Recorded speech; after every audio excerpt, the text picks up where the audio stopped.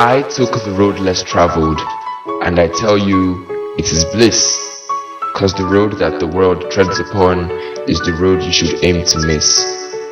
Hi, I'm Johan, and I'm asleep on the earth. What I mean is, what many people call death, and I will tell you a little story about my life later.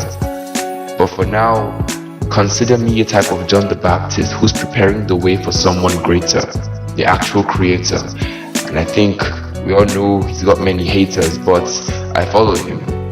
The one who made the trees that wave, the sun that beams, the birds that tweet. There was no need to unfollow him. He who knows what tomorrow brings, and I'm drowned in sorrow because the world doesn't know of him. But here's how I got to him. First year of college, there was a party rush. I went for the parties, and there I met Amy. Immediately I had a crush. And every glance I took at her would make me blush, and I knew she was the one. Then all of a sudden I see a man in black holding a gun. He turns to me and I get shot in the chest. I was having a good time until then. The pain wasn't fun. Next thing I know, I'm in a white brilliant place, radiating incredible glory. And I see a man in white shining as bright as the sun approaching me, and it appeared like someone had shot through his hands too. He says nothing as he touches my chest. When I wake up, I'm in the hospital and Amy's there. Turned out the feelings were mutual. She told me I'd be okay. The doctors don't know how it happened, and I was filled with tears.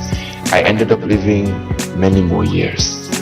And somehow, I figured my close call with death was no coincidence. And I knew the man saving my life was also no accident. So, the first year of college, there was a party rush.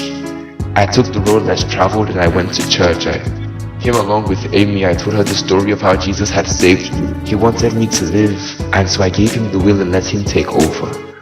Because an epiphany like that isn't something you brush off and let blow over. That's how Amy and I got closer, and Jesus became my best friend.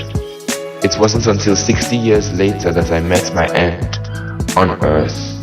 And since the week this happened, I've been on the road less traveled. And I tell you, it is bliss, cause the road that the world treads upon is the one you should aim to miss. Cause it all comes down to light or dark, wrong or right. You're always on one or the other, yes or no, come or go, reap. So, now, you may not have experienced this that I did, but the same God cares for you in the same way. Isn't that splendid? So it doesn't matter what you've done, who or where you're from. You don't have to be stranded, because my best friend has come to rescue you from that island. The pleasures attainable from this world are real, but they are temporary, and I know it can be difficult to divert from temptations of this contemporary world. But take this from 60 years of experience. Looking from the eyes of heaven, I can tell you following the issues of this world isn't worth it. Because if you could take a glance into heaven, you pick up your cross and follow Jesus. Because I took the road less traveled, and I tell you, it is bliss. Because the broad road that the world treads upon is the road you should aim to miss.